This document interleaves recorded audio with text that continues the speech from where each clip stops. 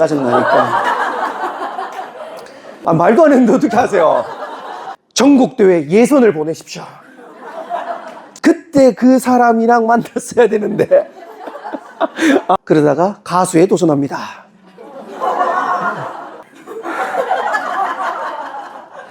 만나서 반갑습니다. 이찬입니다. 반갑습니다. 학부모님들 강의 오면 이렇게 함성 소리가 잘 안 나거든요. 근데 오늘 벌써 났다라는 건 오늘 끝날 때 정말 재미있게 그리고 유익하면서 유쾌하게 끝나지 않을까라는 생각을 하면서 이제부터 본격적으로 한번 해보겠습니다. 그러면 저는 학창시절 때 공부를 잘했을 것 같습니까? 못했을 것 같습니까? 잘했을 것 같다. 2명. 아까 표현을 좀 빌리겠습니다. 좀 못하긴 했는데 좀 애매했을 것 같다. 네, 맞습니다. 저는 제가 이런 저희 센터 같이 거점 지원 센터 이런 게 학력 거점 지원 센터가 있는지 저희 때는 없었잖아요.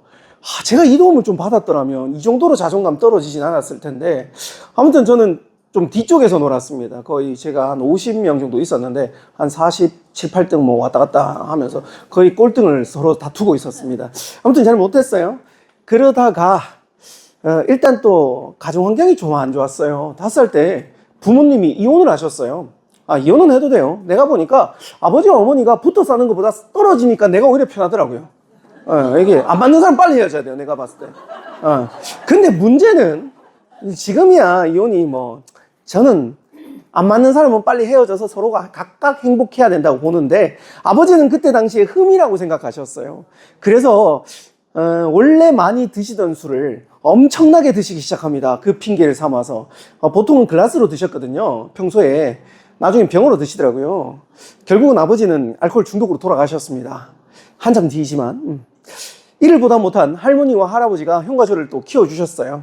주셨는데 문제가 하나 생겼습니다. 저는 공부를 못했는데 저희 형은 공부를 잘했을까요? 못했을까요? 그냥 잘하는 게 아니라 대한민국 상위 1% 안에 들어갑니다. 네, 하지 마세요. 짜증나니까. 아니, 어떻게 같은 환경이고 같은 부모님 밑에 다 똑같은데 왜 나는 공부를 못하는데 왜 우리 형은 공부를 잘할까? 결론은 단 하나였습니다. 우리 형이 타고났고 나는 없었기 때문이다. 그렇게 저는 위안을 삼고 게임을 미친 듯이 하기 시작합니다. 게임을 하루 8시간에서 10시간 정도 했었습니다. 거의 게임만 하고 살았어요. 그렇게 하다가 20대가 됐는데 대학교는 겨우겨우 후보 20몇 번 해가지고 겨우겨우 붙어가지고 올라갔습니다. 대학교를 갔는데 공부를 이제 그나마 제가 컴퓨터는 좀 좋아해서 약간 공부를 하기 시작했고요. 근데 연애는 잘했을까요? 못했을까요? 웃음으로 다들 연애도 잘 못했습니다.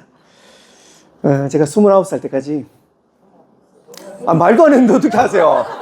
어머 제가 29살 때까지 모태솔로였습니다. 이거 되는 일이 하나도 없어요. 취업도 다 떨어집니다. 그때 제가 어차피 난 인생 망했어. 근데 돈은 벌어야겠고 취업은 안 되고 어차피 애매한 돈 벌 바에 여기서 제 인생의 첫 번째 전환점이 생깁니다. 내가 좋아하는 일인데 돈이라도 벌어보자. 이게 정말 첫 번째였어요. 학부모님들한테도 이 질문을 우리 아이들에게 꼭 한번 해보십시오. 저는 20대였기 때문에 돈을 버는 게 전제였습니다. 왜냐하면 생계가 먼저잖아요. 근데 우리 자녀분들은 아직까지 학부모님들이 계시기 때문에 돈 버는 게 먼저가 아니라 좋아하는 일을 먼저 찾을 수가 있어요. 그래서 만약에 아이가 진짜 행복하게 자라기를 원한다면, 살기를 원한다면 좋아하는 일로 돈 벌게 만드십시오. 돈 버는데 좋아하는 거 못 찾아요. 어려워요. 근데 요즘 또 시대가 약간 바뀌었어요. 좋아하는데 잘하면 돈이 엄청나게 벌립니다. 시대가 완전 바뀌어버렸어요. 그래서 좋아하는데 돈 버는 일이 뭔지를 아이들에게 제시를 한번 해보십시오. 지금 일단 좋아해야 돼요. 좋아하다 보면 에너지가 올라가고요. 에너지가 올라가면 잘하게 되고요. 잘하게 되면 돈이 따라옵니다. 자, 아무튼 그렇게 저는 내가 좋아하는 게 뭐지? 탐색하기 시작했습니다. 일단 첫 번째 게임. 왜? 맨날 했던 거니까. 근데 프로게이머를 해서 돈을 벌려고 이것저것 궁리를 해봤는데 동네에서 나가면 그래도 등수 안에 드는데 대구시 안에만 나가도 내가 예선 탈락이에요. 전국 대회에 또 나가봤어요. 탈락이에요. 예선 바로 탈락이에요. 2번 예선 딱 탈락하자마자 저는 게임을 접었습니다. 혹시 우리 아이들이 게임으로 뭔가를 저처럼 하고 있다, 애매하다, 전국 대회 예선을 보내십시오. 2번, 3번 딱 떨어지면 바로 알아서 내 자기 실력을 인정해 버릴 겁니다. 근데 문제는 뭐냐? 안 해보고 부모님이 안 돼, 하지 마, 그러고 나면 나중에 커서 누구를 원망할까요? 그렇죠. 이거였습니다. 그래서 아이들이 원하는 건 최대한 빡시게 시키십시오. 강한 데 갖다 보내세요. 자기 실력을 딱 아는 순간 알아서 접을 겁니다. 그래야 후회가 없습니다. 갑자기 딴 데로 한번 해볼게요. 인생은 후회를 크게 나누면 2개가 있어요. 첫 번째는 한 행동에 대한 후회가 있고 하지 않은 행동에 대한 후회가 있어요. 이 중에 무엇이 더 오래 갈까요? 맞아요. 학부모님들도 과거에 하지 않은 행동들 많으시죠? 돌이켜보니 그때 그거 할 걸, 그때 그 사람이랑 만났어야 되는데 네. 그때 이거 했어야 되는데 등등. 어차피 다 다 일어났기 때문에 이건 뭐 과거인데, 문제는 과거에 안 해봤기 때문에 응어리가 오래 남아요. 저는 프로게이머에 대한 응어리가 없어요. 왜? 나가봤잖아요. 아이들에게 그걸 주는 겁니다. 저는 근데 아이들에게 적용하는 것도 중요하지만 학부모님들한테 적용하십시오. 난 지금 나이가 많아. 내가 뭘 해? 이렇게 하면서 나의 마음속에 있는 걸 안 하고 그냥 꾹꾹 눌러놔요. 대부분. 그래서 저는 이게 사실 학부모 강의지만 알고 보면 여러분 개인에 대한 강의, 자녀들에 대한 강의가 아니라 자녀도 해당되지만 사실상 여러분께 해당됐으면 더 좋겠어요. 그래서 하십시오. 뭐든지. 그러면 오래 가지 않습니다. 빨리 사라져요. 2번째, 그러다가 제가 게임을 해봤어요. 망했어. 이제 응어리가 빠졌어요. 그럼 나 뭐하지? 근데 돈을 벌어야 돼요. 쭉 찾다가 하나 찾았어요. 저는 무대에 올라오는 걸 좋아했습니다. 혹시 무대에 올라와서 1시간 반 동안 떠들려면 자신 있다 혹은 재밌다 하는 사람 있어요? 간혹 있어요, 간혹.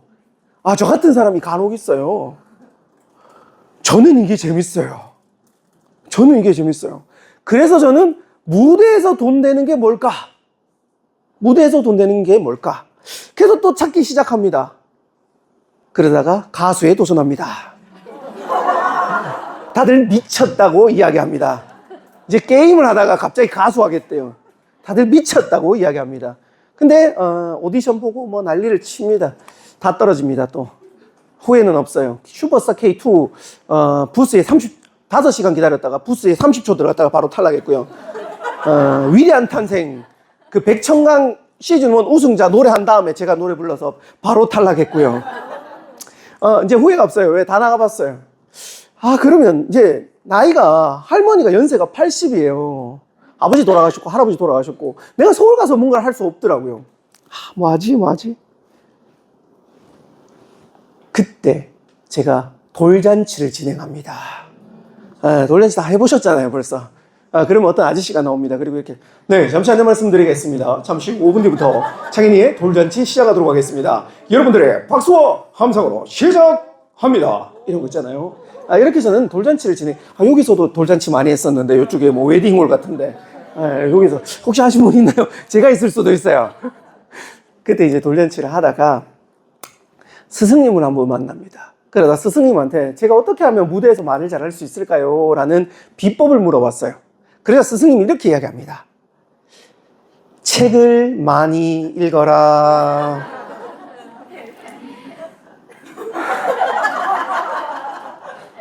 속으로 그거 누가 모르냐고. 그거 말고 스승님 다 하는 그런 거 말고요. 비법 없어요? 그래서 스승님은 이렇게 이야기합니다. 야, 너 성공하는 사람하고 실패하는 사람 차이가 뭔지 아냐? 열심히 했겠죠. 근데 그 사람들은 왜 열심히 했을까? 자, 질문 하나 하겠습니다. 성공의 요소들이 많은데요. 왜 성공하는 사람들은 그걸 했을까요? 자, 스승님이 이렇게 얘기합니다. 요거 적어 놓으세요. 그 오늘 노트 다 나갔더라고요. 사실 이거는 제가 이제 딱 요약을 시켜드린 거고 중간중간마다 제가 적으라는 그 대목을 좀 적어주시면 인용하기 좋을 겁니다. 이렇게 이야기하십니다. 성공하는 사람은 뻔한 말을 계속한다. 다시, 성공하는 사람은 뻔한 말을 계속한다. 뻔한 말. 뻔하다. 철자 틀려도 돼요. 괜찮아요. 실패하는 사람은 뻔한 말을 뻔하게 취급하고 안 한다. 자, 다시. 성공하는 사람은 뻔한 말을 계속한다. 실패하는 사람은 뻔한 말을 뻔하게 취급하고 안 한다. 그렇게 이야기하는 거예요. 그래서 저는 처음에는 그게 별로 안 와닿았어요. 그리고 스승님이 그 다음 이야기로 이렇게 합니다. 야, 너는 앞으로 말 잘할 가능성 없어. 그거조차 안 하는데 무슨 말을 잘하겠어. 그렇게 이야기를 합니다. 제가 이제 그래서 스승님 말대로 해보겠습니다. 처음에 책을 읽었어요. 정말 재미없더라고요. 그 화려한 게임을 하다가 이 정적인 텍스트를 보니까 미치겠더라고요. 근데 말을 잘하고 싶은 욕망이 있고 하나를 했어요. 오늘 그 학습에 대한 이야기 했는데 학습에서 가장 좋은 학습 난이도가라는 게 있어요. 난이도를 맞출 때 가장 중요한 건 뭐냐면 학습자, 다른 말로 저로 할게요. 제 수준보다 조금 높아야 돼요. 그래야지 집중이 됩니다. 내 수준보다 왕창 높잖아요. 그러면 못 따라가요. 그래서 이제 수포자들의 특징이 뭐냐면 자기가 실력이 안 되는데 수학 문제가 너무 어려워요. 이 갭 차이가 커버리니까 포기해버리는 거예요. 그래서 내 실력보다 조금 높은 책, 다른 말로 저는 책을 전혀 읽지 않았어요. 만화책은 근데 읽으면 안 돼요. 만화책은 별로 소용이 없어요. 그래서 책 중에 글씨 몇 개 없고 그림 많은 책 있죠. 예를 들어 하학이라는 이런 책이 있어요. 혹시 아세요? 이회수 작가님의 하학. 거기 보면 물고기 그림이 더 커요. 그림보다, 글씨보다. 전 이런 거 위주로 찾아서 초반에 읽었어요. 근데 이 짧은 문장 안에 임팩트가 있는 걸 막 깨닫기 시작합니다. 그래서 조금 더 양 많은 거. 그래서 이제 제가 나중에는 벽돌책을 읽게 됩니다. 그렇게 14년 동안 2,000권을 읽었습니다. 와, 읽고 나니까요. 할 말이 넘쳐나요. 할 말이 넘쳐나니까 1시간 반 강의에 시간이 모자래요. 머릿속에 든 게 많으니까. 아까 제가 후회하면 안 돼요, 사실. 오늘 예상 없었어요. 근데 나도 모르게 그 옛날에 어딘가에 읽었던 그 구절이 튀어나와 버린 거예요. 그런 식으로 책을 어떻게 읽는지 알게 되었어요. 그리고 오늘 학습에 대한 이야기 간단하게 그래도 한번 드릴게요. 자, 그 서울대 합격자들, 수능 만점자들, 공부 잘하는 사람들이 뻔한 말을 하죠. 뭐라 그럴까요? 교과서 위주로. 이거 항상 나와요. 또. 학원 많이 다녔다, 적게 다녔다? 안 다녔다도 나왔고, 적게 다녔다도 나왔어요. 많이 다녔다는 거의 없었어요. 나 진짜인 줄 거짓말인 줄 알았어요. 세 번째, 뻔한 말 또 하나 해드릴게요. 예습 복습을 철저히 한다. 늘 나와요. 난 거짓말인 줄 알았어요. 우리 옆에 우리 형이 있잖아요. 물어봤어요. 우리 형 똑같이 이야기해요. 학원은 내가 더 많이 다녔어요. 공부를 못한다고 날 더 많이 보냈어요. 자, 이 뻔한 말을 제가 분석 좀 해드릴게요. 공부를 다른 표현으로 학습이라고 표현합니다. 학습. 학은 무슨 학이에요? 배울 학. 지금 여러분들이 요 순간은 배울 학이에요. 학생들로 치면 수업 시간, 그 학원 가는 시간, 그리고 온라인 시청하는 시간. 요건 학 시간이에요. 공부의 메커니즘, 공부의 완성은 학이 아니에요. 습이 돼야 돼요. 습은 뭐예요?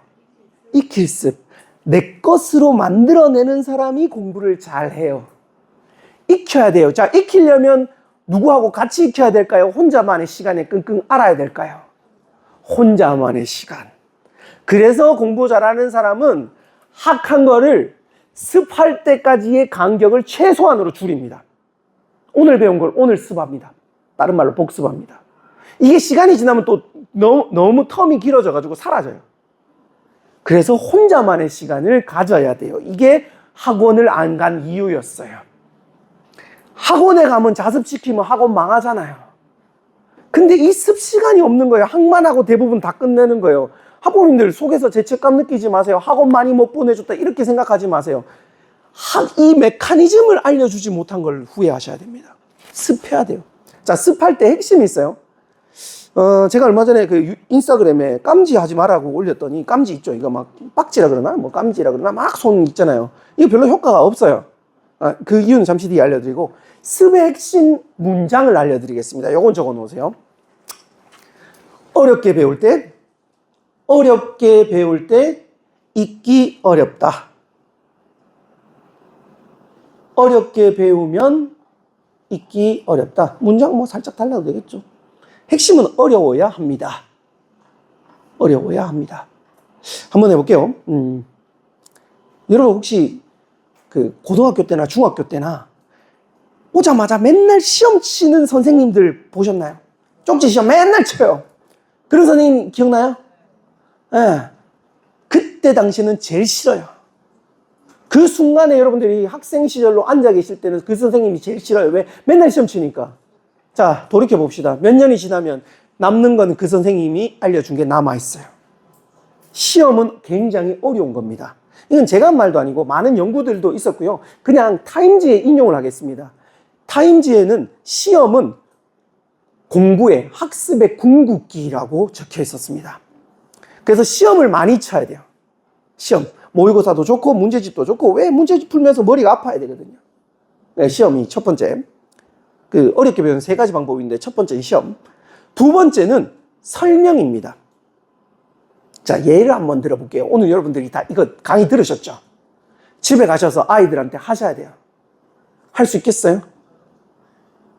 할 수 있겠어요? 못하겠죠. 왜? 어렵거든요. 공부의 왕도라는 프로그램에 보면 전교 1등이 어떻게 공부하는지 체크를 해보니까 거울에다가 자기가 자기한테 설명합니다. 어떤 전교 1등은 곰돌이에다가 설명하고요. 어떤 전교 1등은 엄마한테 설명을 합니다. 그 엄마 죽으려 그럽니다. 오면 맨날 설명합니다. 엄마한테. 엄마 있잖아 이거 이렇게 풀었다? 맨날 설명해. 엄마는 모르는데. 근데 그렇게 하면 어렵기 때문에 오래 간대요. 그래서 그 친구들이 이런 명언을 남깁니다. 가르쳐주면서 더 많이 배워요. 이거였어요. 제가 운이 좋았습니다. 저는 강사였습니다. 가르쳐주면서 제가 더 많이 배웠어요. 이게 두 번째. 세 번째는 요약입니다. 요약. 자, 지금 PPT 한 장도 안 넘어갔어요. 줄줄 나오죠.